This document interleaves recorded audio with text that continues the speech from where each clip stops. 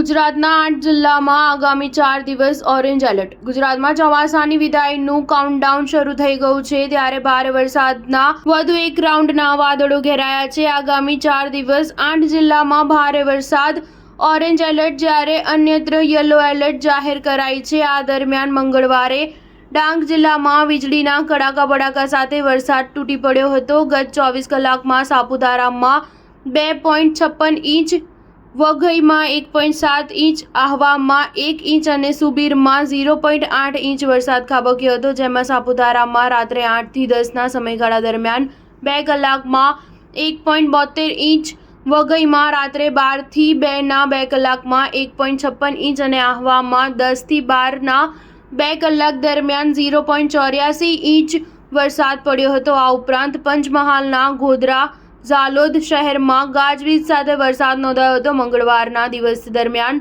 વલસાડમાં સૌથી વધુ 1 ઇંચ, જ્યારે નવસારીના ચીખલી, વડોદરા શહેર, અમરેલીના લીલિયા, મહેસાણાના વિજાપુરમાં 1/2 ઇંચ વરસાદ પડ્યો હતો। મંગળવારે કુલ 32 તાલુકામાં વરસાદ પડ્યો હોવાની માહિતી સામે આવી છે। ચોમાસાની વર્તમાન સિઝનમાં રાજ્યમાં સરેરાશ 126% વરસાદ વરસી ચૂક્યો છે, જેમાં 126 તાલુકામાં 40 ઇંચથી વધુ વરસાદનો સમાવેશ થાય છે। સરદાર સરોવર નર્મદા ડેમની સપાટીમાં સામાન્ય વધારો થયો છે। હાલ ઉપરવાસથી પાણીની આવક ચાલુ રહી છે। ડેમ સંપૂર્ણ ભરાય તે માટે હજુ 38 સેમીનું લેવલ બાકી રહ્યું છે। હાલ ઉપરવાસમાંથી પાણીની આવક 78,301 ક્યુસેક થઈ રહી છે। જો કે ચોમાસાનું ચાલુ સિઝનમાં સંપૂર્ણ સપાટી 138.68 મીટર છે। હાલ ઉપરવાસથી આવક ચાલુ રહેતા નર્મદા નદીમાં કુલ 91,919 ક્યુસેક પાણી છોડાઈ રહ્યું છે। જો કે ડેમનો હાલ એક જ ગેટ ખુલ્લો રાખવામાં આવ્યો છે, જે 0.50 મીટર જેટલો ખુલ્લો છે। નદીમાં 78,000 ક્યુસેકથી વધુ પાણી